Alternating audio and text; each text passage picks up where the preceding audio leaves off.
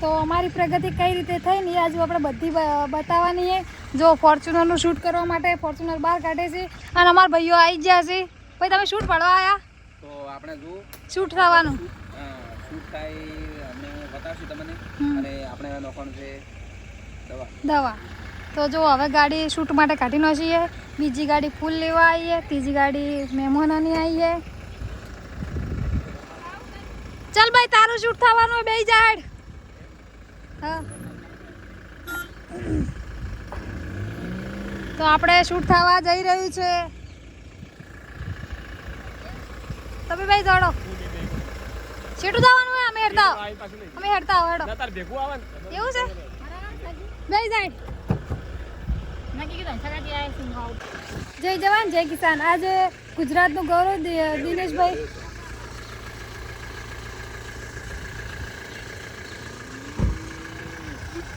ગુજરાતનું સૌથી એમ કે મોટું નામ કહી શકાય એવા આજે આમ તો વરિષ્ઠ પત્રકાર કહો તો અને જેના લીધે ઘણા લોકોની મારા જેવા લોકોની એમ કે દિશા બદલાઈ છે, દુનિયા બદલાઈ છે એવા આજે દિનેશભાઈ સિંધવ સાહેબ અમારા ફાર્મ હાઉસની મુલાકાતે છે. હજુ તો એમનું સન્માન બાકી છે આમ તો, પણ મારું ખરેખર એમ કે મને એટલો આનંદ છે કે આજે ભગવાન મારા ઘરે આવ્યો એટલો આનંદ છે ખરેખર એમને મળી અને બહુ આનંદ થયો છે. અને જોતા રહેજો અમારા એમના સાથેની વાતચીતના અમે નવા મીડિયા. આજે એમનો એવો આગ્રહ છે કન્વરજીભાઈ સ્ટ્રગલથી લઈ શરૂઆતથી લઈ અને બધી જ વાત આજે જણાવવાની છે. તો હું મારા યુટ્યુબમાં અને એમની ચેનલમાં મારી દરેક વાત આજે આપ સૌની વચ્ચે મૂકવાનો છું. તો જોતા રહેજો મારું પિનલબેનનું યુટ્યુબ આઈડી. જય જવાન જય કિસાન. તો અમારી પ્રગતિ તો જો અમે ગાડીમાં બેસજો કારણ કે શૂટ આપણે આગળથી કરવાનું છે. અને સાહેબ કે તમે બધા ગાડીમાં બેસો. ભાઈ તમે જેમ બેસજો શૂટિંગ માટે. જો ગાડીમાં બેસીને અમે એટલા માટે વિડીયોની શરૂઆત કરવાના છીએ કે ખેડૂતોના વડીલોએ ગાડા હાંકીને ખેતી કરેલી અને એમને ગાડા હાંક્યા ત્યારે આપણી જમીન બચી. પણ આપણી ખેતી જ્યારે મોંઘી થઈને આપણે ખેડૂતો ખેતી છોડી રહ્યા છે ત્યારે જરૂરી છે કે ફોર્ચ્યુનર જેવી મોંઘી ગાડીમાં બેસીને કન્વરજી જ્યારે ઉતરે અને વિડીયો શરૂ થાય તો લોકોને પ્રેરણા મળવાની છે. તો ગાડાથી લઈ અને ફોર્ચ્યુનર જેવી વૈભવી ગાડી સુધીની સફર માણવાની છે. અને પડદા પાછળની જે પિનલ છે જે હંમેશા મદદ કરે છે અને કન્વરજીના જે ધર્મપત્ની છે. એક કહેવત નથી કે દરેક પુરુષ પાછળ એક સફળ સ્ત્રીનો હાથ હોય છે. બિલકુલ. ભલે છે માના રૂપમાં હોય, દીકરીના રૂપમાં હોય કે પત્નીના રૂપમાં હોય, પણ એ પાછળ એનો હાથ હોય તો જ પુરુષ સફળ થતા હોય છે.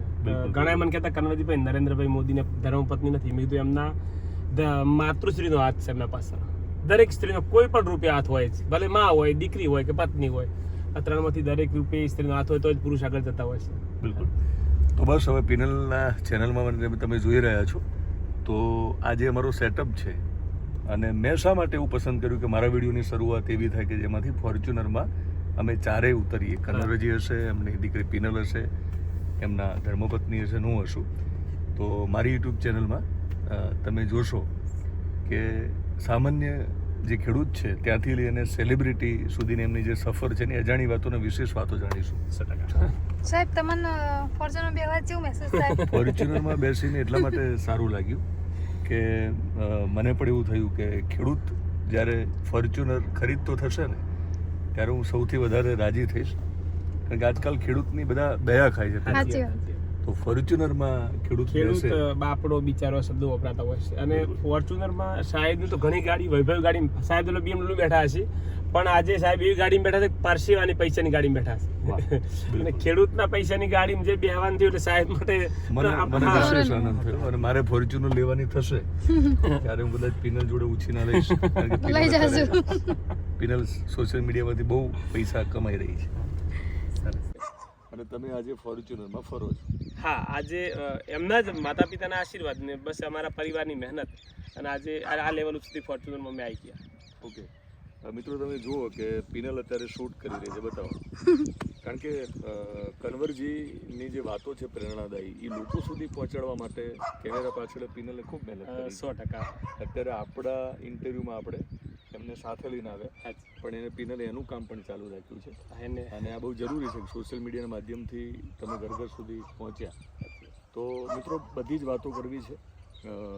અત્યારે કન્વરજી ઠાકોર કેટલા પાક એક સિઝનમાં લઈ રહ્યા છે એ પણ સમજવું છે. ફોર્ચ્યુનર લાવ્યા એની પહેલાં કેવું જીવન હતું. આજે બહુ વૈભવી કાર જોઈએ ત્યારે આપણને લાગતું હોય કે જીવનમાં કોઈ દુઃખ નહીં હોય, પણ દુઃખમાંથી પસાર થયા છે. એક સમય જમીન પણ ગીરવે મૂકેલી. એ જમીન કેવી રીતે છોડાવી બધી જ અજાણી વાતો કરવી છે. અને સેલિબ્રિટી ખેડૂત તરીકે આપણે ઓળખીએ છીએ તો બધી વિશેષ વાતો આપણે જાણવાના છીએ. તો ચાલો આવો અને સાથે રહો.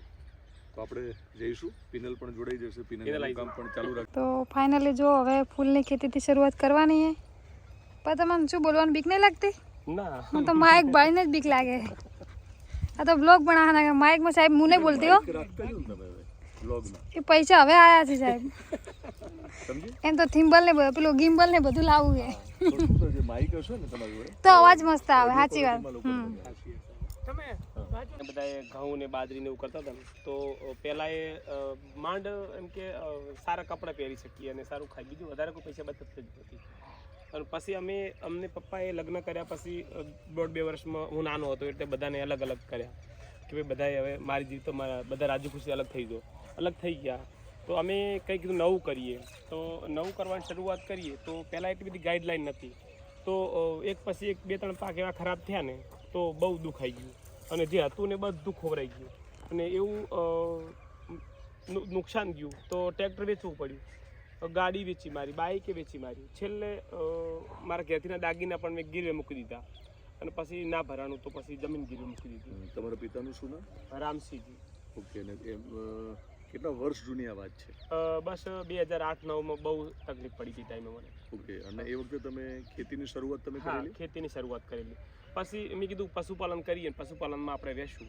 પશુપાલનમાં એક દિવસ મારે એવું થયું કે એક પાઇપમાં ખાતર ભરેલું પડી રહ્યું અને મને ખબર નહીં ખાતર અંદર રહી ગયું છે અને પાણી પાવામાં આવ્યું એટલે બધા ઢોરે ત્રીસ મરી ગયા. પછી હું નિરાધાર બની ગયો, કોઈ આધાર જ નહીં, પશુપાલન નહીં.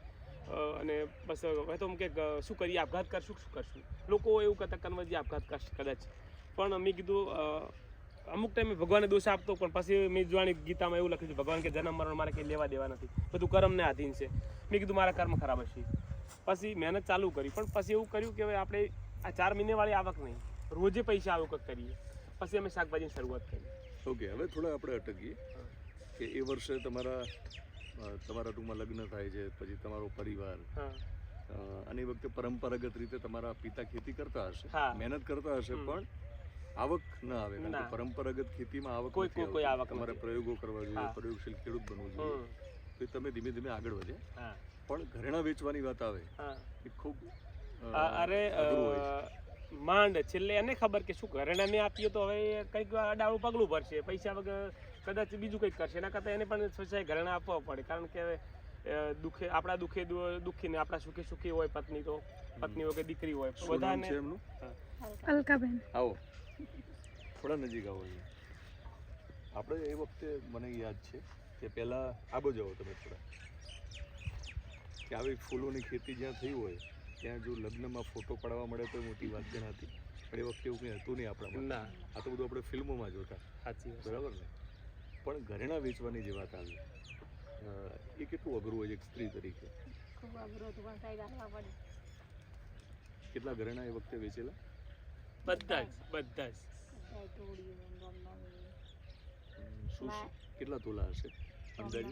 3 તોલાની ટી બુટિયા તોલાના હતા, 5 કિલોનો શેરના હોકા બધું.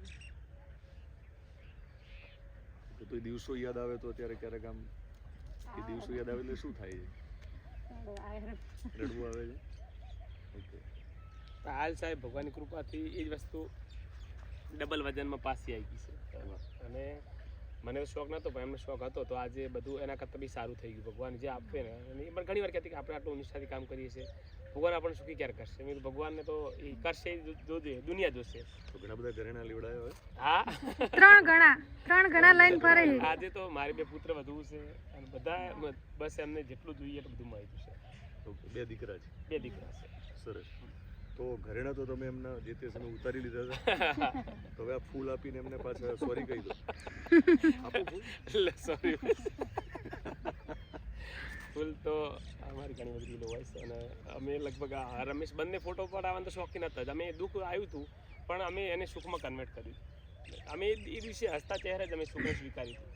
અને આજે શું ખાયું છે તો બસ અમે એ જ રીતે છીએ, કારણ કે ગરીબાઈ જેને સાહેબ જોયું હોય ને અને બહુ. અને આજે એ દિવસે જ્યારે અમે શરૂઆત કરીને કે ભાઈ રોજે બજારમાંથી કે 100-200 રૂપિયા લાવીએ, નહીંતર આ 4 મહિનાવાળી ખેતી તો આપણે વાવીએ અને પેઢીએથી ઉપાડ ચાલુ કરીએ અને પછી સાહેબ પાકે ને એટલે પેઢીવાળામાં ભરાઈએ ને તો કોઈ વધતું જ નહીં હોતું.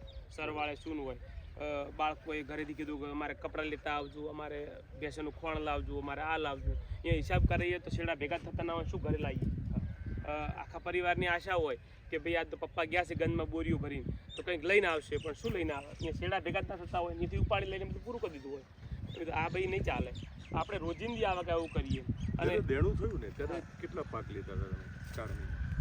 4 મહિનામાં એક પાક. કયો પાક લીધો ત્યારે? બસ આખી દુનિયા બાજરી વાવે તો બાજરી, મગફળી વાવે તો મગફળી, બટાકા. દેણું થયું તો જમીન કેટલી ગીરવે મૂકી?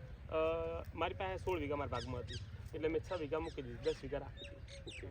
તમને લાગ્યું કે તમારે જાતે જ ઉદ્ધાર તમારો, એટલે ખેડૂતોએ જાતે જ ઉદ્ધાર કરવો પડે પોતાનો, એ વિચાર તમને આવ્યો અને પછી તમે બદલાવ લાવ્યા. ત્યારે તમે ખેતી છોડી નહીં? અગત્ય ના ખેતી. એટલે માણસ શું કરે, ખેતીમાં ખોટ આવે ને એટલે કાં કોકના ત્યાં નોકરી કરવા જાય, પણ તમે મોટું કામ કર્યું, તમે ખેતી ના છોડી. પણ એ પછી તમે એવું શું કર્યું કે તમે સેલિબ્રિટી બન્યા, તમે પૈસાદાર બન્યા અને તમે ફોર્ચ્યુનર પણ લાયા? પછી સાહેબ એ અમે શાકભાજી ચાલુ કરીને રોજે માર્કેટમાં જઈને 1000 રૂપિયા કમાવાનું. તો માર્કેટમાં એ 1000 રૂપિયા કમાતા હતા, પછી વળી ભાવ ગગડી ગયા તો પછી એક જગ્યાએ બેઠક કરીને પોતે વેચવાનું ચાલુ કર્યું. એમાં રોજના 3000 કમાતો હતો. પછી થોડી હિંમત આવી અને પછી રોજે 4-5 હજાર આવતા થયા શાકભાજીમાં. સાહેબ 5 વર્ષ માટે મારું રાત્રે એલાર્મ 2:30 વાગ્યાનું હતું, 2:50 ઉઠતો હતો અને માર્કેટ જતો દરરોજનો. તો તમે શાકભાજીથી શરૂઆત કરી? હા, બસ શાકભાજી મને બેઠા કર્યા છે. પછી એક વાર મને કે કન્વર્જી કયા કે ચોળીવાળા એવું કહેતા. કયા વર્ષે? 2013-11-12 કહો તો સાચી વાત. 13માં તો બહુ ચોળી સારી થઈ હતી. પછી બધા એવું કહેતા કન્વર્જી તમે બધા ચોળીવાળા નામથી ઓળખે છે તો ખરેખર તમે ચોળીનું જ કંઈક કરો. પછી એક કંપનીએ મને કીધું કન્વર્જી ભાઈ અમે તમારા ફોટો છાપવા માટે ચોળીને. સાહેબ શું આપશો? કે 20 રૂપિયા કિલે આપશું. તો સાહેબ પહેલાં 1500 કિલો ચોળી વેચતા હતા, ધીરે ધીરે વધ્યા અને એમ 10,000 કિલો ચોળી વેચવા મોડી. એટલે એ લોકો મને 2 લાખ રોયલ્ટી આપતા હતા. અને હું પણ જાહેર મંચ ઉપર કહેતો કે ભાઈ હિરોઈનને શું ખબર કે 100% સરસો કા તેલ, હર્ષી ઉપર તો મારા ખેડૂતનો પરસેવો મેકાય છે. જે હિરોઈન શાક ના વઘારતી હોય તેલની એડવર્ટાઈઝ કઈ રીતે કરી શકે?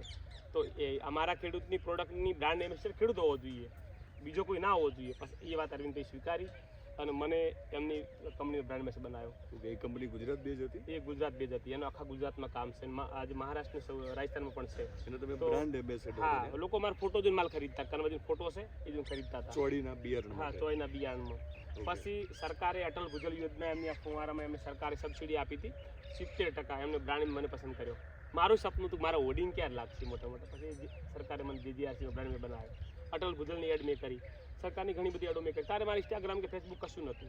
એ દિવસે પણ હું સેલિબ્રિટી હતો. ઓકે, એટલે જે ખેડૂત સેલિબ્રિટી છે એ ત્યારે બની ગયા? હા, 2000 ને બ્રાન્ડ એમ્બેસેડર ને સેલિબ્રિટી તરીકે લોકો ઓળખે એટલા માટે બોલતા. હા, એમાં હું 2020ના જે ઇન્ડિયા રેકોર્ડ બુક છે એમાં 17મા પેજ ઉપર મને સ્થાન મળ્યું અને એમને લખ્યું ફર્સ્ટ ફાર્મર બી બ્રાન્ડ એમ્બેસેડર. તો ત્યારથી લોકો મને સેલિબ્રિટી તરીકે ઓળખતા હતા. અને પછી સરકારે 6 વાર એવોર્ડ સન્માનિત કર્યા. અને જીવનનો એવો ઉદ્દેશ છે પહેલાં પ્રતિષ્ઠા આવતી હોય છે, પૈસા મોડા આવતા હોય. એટલે પહેલાં બધું થઈ ગયું, એવોર્ડ મળ્યા, બધું નામ મોટું થઈ ગયું, પૈસા એટલી વાર ઓછા હતા. પછી ધીરે ધીરે 2 વર્ષ પછી પૈસા આવ્યા અને પછી મોદી સાહેબે 2023માં દિલ્હી ખાતે અમારું પતિ પત્નીને બંને પ્લેનમાં બેહાર્યા અને એરપોર્ટથી પુષ્પવર્ષા જે પ્લેનથી હેલિકોપ્ટરથી પુષ્પવર્ષા થઈ અમારા ઉપર. મારા ઘેરથી ટાઈમે એના વખત બહુ આવ્યા હતા. ખરેખર આપણા ઉપર કે આવું જેટ સુરક્ષા હોય અને મોદી સાહેબે ખરેખર આ બધું કર્યું એટલે અમને બહુ આનંદ થયો. અને પછી અમારી હિંમત વધી કે સરકાર આપણને આટલો સપોર્ટ કરે છે. આજે 12 લાખનું ડ્રોન ખાલી 12-13 હજારમાં આપ્યું. સરકારનો મોટો સપોર્ટ અમને રહ્યો. અમારા વૈજ્ઞાનિકો હતા એ પણ અમે સપોર્ટ કરતા હતા અને આખા વિસ્તારના લોકો સમાજમાં પણ માન સન્માન મળતું હતું. એમ કરતાં કરતાં જો આજે આ લેવલે પહોંચ્યા. પછી અમારું ઇન્સ્ટાગ્રામમાં પેજ થયું, એના પછી બહુ મોટી. ઇન્સ્ટાગ્રામ અને સોશિયલ મીડિયામાં આવીએ એ પહેલાં મારે સમજવું છે કે નરેન્દ્રભાઈ મોદીએ તમારું સન્માન કર્યું, ત્યાં સુધીમાં તમે ઓલરેડી ખુદ બ્રાન્ડ બની ગયા હતા. તમે બ્રાન્ડ એમ્બેસેડરના કારણે સેલિબ્રિટી બની. તો શાકભાજીથી લઈ અને ચોળી સુધી એવું તે શું કર્યું કે બીજા ખેડૂતો પ્રયત્ન કરે પણ ઘણી વાર નિષ્ફળ જતા હોય? તમે શું કર્યું? તમે એમાં પૈસા સાહેબ એક પાક વાવતા હતા અમે. જો આજે ચોળી અને મરચાં બી ભેગા વાયેલા છે. તો ચોળી એ કઠોળ પાક છે, એ નાઇટ્રોજન પેદા કરે છે. મરચાંને નાઇટ્રોજનની જરૂર છે. એવા કોલેબોરેશન પાક સાથે કર્યા. ટેટી અને મરચાં એવા અલગ અલગ પાક અમે આજે જો મારા ખેતરમાં 10 થી 11 પાક લગાવેલા છે. અને હું 2-3 પાક ભેગો કરતો. જેથી કરીને કે ભગવાન પણ બગાડતો વિચાર કરે કે આ બગાડવામાં મજા નહીં આવે, અને ફૂલ એનર્જી સાથે કામ કરતો હતો. અને મારું પણ સપનું હતું કે હું એક એવા વિસ્તારની અંદર બધા ખેડૂતો પેદા કરું કે જે લોકો કહે ખેતીમાં કંઈ મળતું નથી, ખેતીમાં કંઈ વધતું નથી, ખેતી એક કાળી મજૂરી છે, એ લોકોને બોલતા બંધ કરવા તમારે. મેં તો કાળી મજૂરી દારૂ વેચીને કહેવાય, ખેતી ના કહેવાય, અને મારે ખેતી વ્હાઇટ મજૂરી કહેવાય. તો મારે એ લોકોને બોલતા બંધ કરવા હતા. અને મારું પણ સપનું હતું એક ક્લાસ 1 અધિકારી કમાવું છે, અને ક્લાસ 1 અધિકારી એમ મારે રહેવું છે. પણ મને તો આજે એક ધારાસભ્ય કરતાં પણ સારું માન સન્માન મળ્યું છે. જ્યાં જવું તો લોકો ઘોડીને બેહારે છે, ફૂલ્લી ગાડીને બેહારે છે. અને કન્વરજીભાઈ કરીને લોકો બધા સૌરાષ્ટ્ર આખું મને આમ કે ખૂબ માન સન્માનથી બોલાવે છે. એ બાજુ જવું તો લોકો મારી વાડીએ પેલા કે મારી વાડીએ, આટલું બધું માન સન્માન મળ્યું છે. એ ખરેખર હું તો મારા ખેડૂતોનો આભારી છું. હજુ પણ મારું સપનું છે કે મારા સુખથી મને આનંદ નથી. દરેક વ્યક્તિ કન્વર્જી બનવો જોઈએ, દરેક વ્યક્તિ પાસે સારી ગાડી હોવી જોઈએ. મારો ખેડૂત, ગુજરાતનો ખેડૂત દરેક ગામડામાં 2-4 કન્વર્જી હોવા જોઈએ.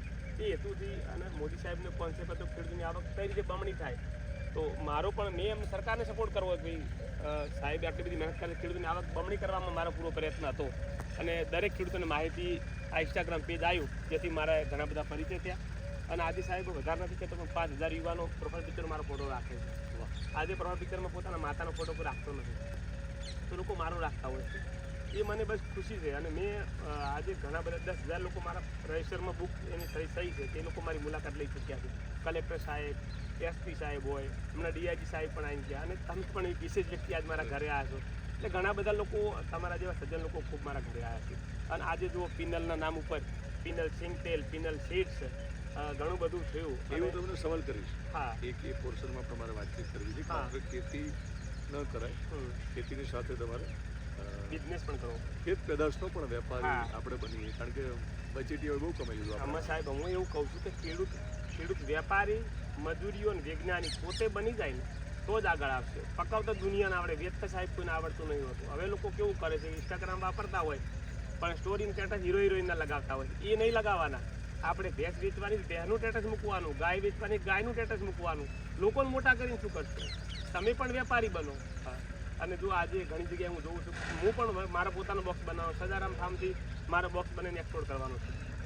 હાલ આપણી બહેનો જે ગુજરાતીઓ છે ને બહાર ઓસ્ટ્રેલિયા, કેનેડા, એથી ફોન કરે કન્વરજીભાઈ તમારા મરચાં અમારે ખાવા છે. તો મેં કીધું એ પણ હવે મોદી સાહેબ સાંભળશે, એ દિવસે આપણે એક્સપોર્ટની લાઈન ચાલુ કરશે. અને અમે જો હમણાં નાસિકમાં દરેક ખેડૂતો પોતાના કન્ટેનર ભરી અને દ્રાક્ષને વિદેશમાં એક્સપોર્ટ કરી રહ્યા છે. તો અમે પણ એવી તૈયારી બતાવી રહી છે કે અમારા વિસ્તારના લોકો પણ એક એફપીઓ આપણે બનાવી રહ્યા છે. એફપીઓના માધ્યમથી અમે જર્મનમાં પણ એક્સપોર્ટ કરી દઈએ ગયા વર્ષે. અને હવે એવા પ્લાન છે કે આ ફૂલ પણ વિદેશમાં જાય ને વિદેશના લોકો પણ આપણી વસ્તુને ચાખે અને સ્વાદ ચાખે, અને આપણા ખેડૂતો સુખી બને. આ તમે વાત કરી, પણ પિનલના બ્રાન્ડ સાથેની જે પ્રોડક્ટ છે ને એની વાત કરી છે. એટલે વચ્ચે તમને થોડાક 2-3 સવાલો કરી લઉં. કે તમે કીધું કે 1થી વધારે પાક લેવાનું તમે શરૂ કર્યું, જે આ વિસ્તાર માટે નવી વાત હતી. એક પાકથી માનો કે દેવાદાર બની જવાય, પણ ઘણા બધા એક સાથે પાક હોય તો આપણે ન બનીએ. હવે હાલ તમે કીધું કે 5થી લઈને 7 પાક તમે લો છો, તો આપણે વડીલોની એક ખેતી જે તમે પાછી લાવ્યા વિસ્તારમાં, એ કઈ ખેતી જે અત્યારે વડીલો સાહેબ 2 વસ્તુ આપણે પાછી લાવ્યા છે. એક તો એમનો અંગૂઠો પાછો લાવ્યા છીએ આપણે આપણે ફિગર તરીકે આપણે આપી રહ્યા. અને વડીલો પહેલા 5 ધાન હાથે વાવતા, બાજરી, મગ, મઠ, એરંડા ભેગું વાવતા. એટલે વડીલોને આપણે એવું સમજતા નથી, એટલા માટે આવું કરી રહ્યા છે. દરેક ખેતીમાં ખેતી કરવાના 3 કારણ હોઈ શકે: વિજ્ઞાન, આધ્યાત્મિક અને મહેનત. જો બાજરી અને મઠ ભેગું વાવતા હતા તો મઠ છે એ નાઇટ્રોજન પેદા કરતું હતું અને બાજરીને નાઇટ્રોજનની જરૂર હતી. એરંડા સલ્ફર પેદા કરતા હતા અને એ પણ બાજરીની જરૂર હતી. એવા કોલોબરેશન પાક સાથે કરતા હતા. તો મેં પણ વિચાર્યું કે એવા કોલોબરેશન પાક કરીએ જેથી કરીને એમાં આપણે યુરિયા ખાતરની આજે સૌથી વધુ યુરિયા ખાતર જમીનનું નુકસાન કરે છે. તો અમે યુરિયા ખાતર ક્યારેય વાપરતા જ નથી. આ ફૂલ છે તો ફૂલના કેટલા બધા કારણ છે. એક તો જુઓ, ખુશ્બુ આપે છે, આપણા હાથ સારા રહેશે, આપણી વસ્તુ ભગવાનના ચરણે જઈ રહી છે. અને બીજું, એક ખેતીમાં નેમિટોડ નામનો ભયંકર રોગ હોય છે, એ ફૂલ વાવવાથી ક્યારે નથી આવતો. બીજું, મેં જે પણ પાકો વાયા છે એ ક્યારે મેં જેને હાર્વેસ્ટિંગ કર્યું, કટિંગ કર્યું છે, ત્યારે બહાર ફેંક્યા જ નથી. તેરા તુજે અર્પણ, અંદર બધું શેરવી દેવાનું, કોહવાઈ જાય પછી જમીનમાં દાટી જેનું ખાતર બધું જ ટોટલ પાક, પેટી હોય, ચોળી હોય, બધું જ પાક અંદર જ એનું દાટી દઉં છું. એનું હાર્વેસ્ટિંગ પતી જાય એટલા માટે. એટલે આવું બધું જ. અને મને એકવાર પ્રશ્ન પૂછવામાં આવ્યો કે ભાઈ ધરતી માતા સજીવ છે કે નિર્જીવ? ત્યારે મેં ઊભા થઈને બોલ્યો કે હું ધરતી માતા સાથે વાતો કરું છું. આ પાક સાથે અમે વાતો કરીએ છીએ. આજે બધા ખેડૂતો શું કરતા હોય, અગ્રવાન પૂછતા હોય કોઈ પાકમાં શેની જરૂર છે, તો તો અમને એટલી ખબર પડે કે અમારા પાકને શેની જરૂર છે. અમે એગ્રોવાન પૂછવું જ નથી પડતું અમારે. ખેડૂત મિત્રો પોતે જ વૈજ્ઞાનિક બનવાની જરૂર છે. ખેડૂત પોતાનો વૈજ્ઞાનિક હોવો જોઈએ. અને એના પાકને શું જોઈએ એને ખબર પડવી જોઈએ. એની ગાયને બીમાર છે તો એને ખબર પડવી જોઈએ. અને આજે એટલી બધી લાગણી હોવી જોઈએ. ખેતી હેત અને પ્રેમથી કરી. હેતે કરે તો ખેતી નહીં તો ફજેતી. એક પાક જે છે એ વડીલો વાવતા આપણે, હા, એના વિશે વાત કરો અને સમજાવો કે હમણાં જ તમે જે આવક લીધી કેટલી લેવાના છે. હાલ અમે એક વીઘાની અંદર અમારે સાહેબ ભાડું આપ્યું ને જમીન તો 30 થી 35 હજાર ભાડું. હવે 30-35 હજાર ભાડું હોય, 60 હોય અને 50,000 પ્રતિ વર્ષ. હવે આ વિસ્તારમાં જો હું બધા ગુજરાતના અંદર વાત નથી કરતો, અમારા વિસ્તારની અંદર તમે જો 1.5 લાખ કમાતા હોય તો ખેતી અને આટલું બધું.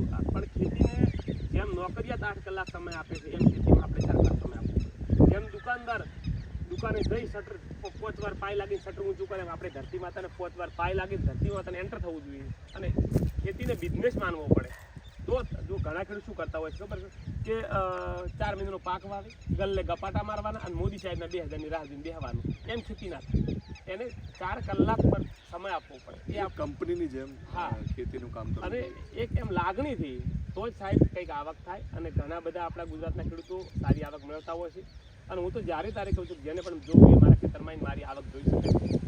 કારણ કે આજે અમે જે ખેતીમાં કમાઈ રહ્યા છીએ એ ઘણા લોકોના સપના છે. અત્યારે કયા પાક ઉભા છે? ટૂંકમાં કહી દો. અત્યારે સાહેબ ખેતી 2 પ્રકારની ઊભી છે. કાળેંગા ઊભા છે, શિમલા મરચાં ઊભા છે, સાદા મરચાં ઊભા છે, તરબૂચ, રીંગણ અને ગળગોટા, ટીંસા, કાળેંગા લગભગ 10 પાક જેવું ઊભું છે. કાળિંગા હમણાં વેચ્યા? હા, કાળેંગા 1 વીઘો હતા.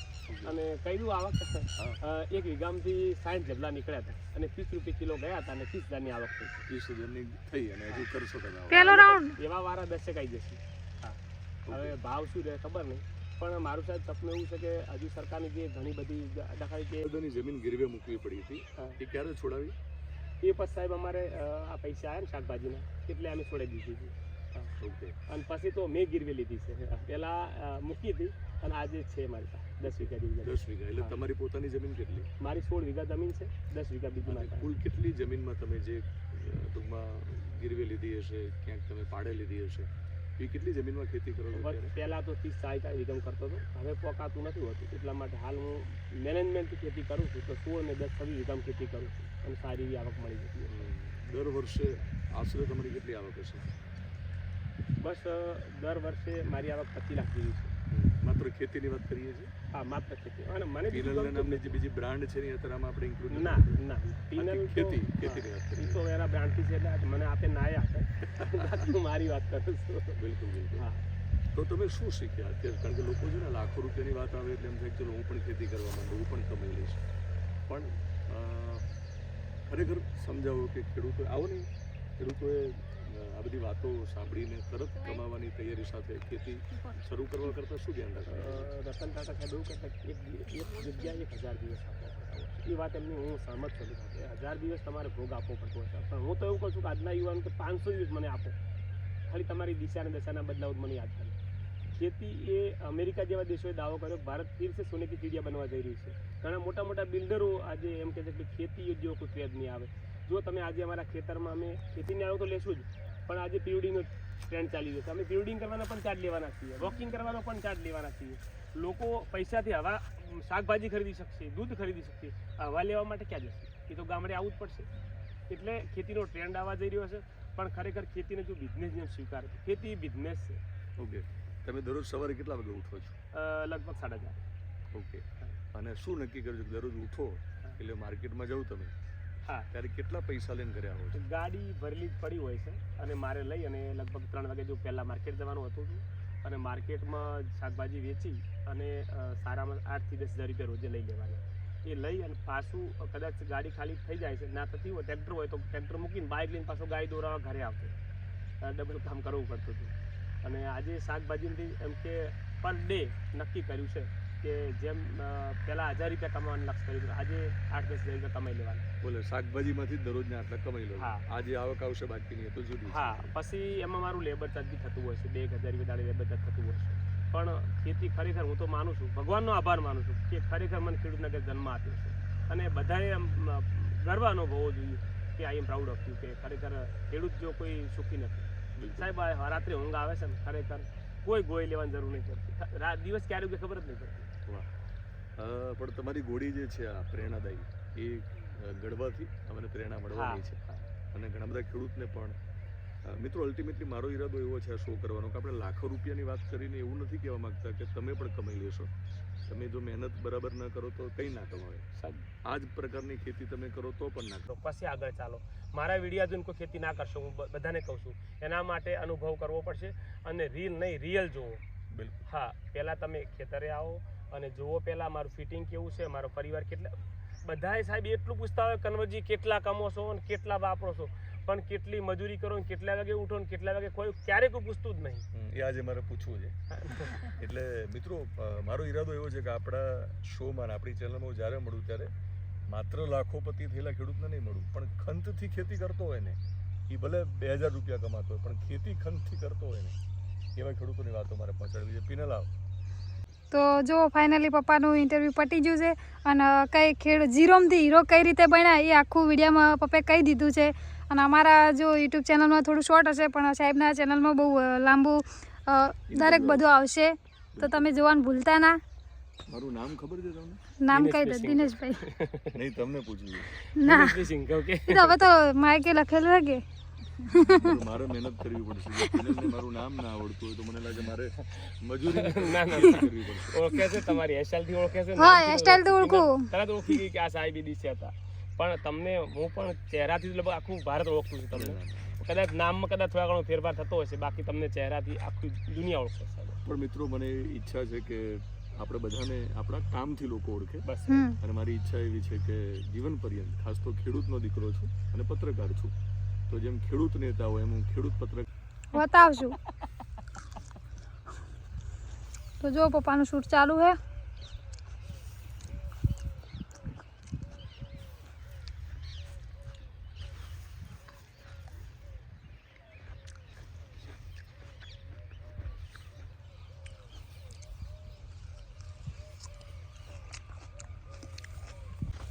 સાહેબ લાઈવ ટમાટું ખાવાની મજા આવે.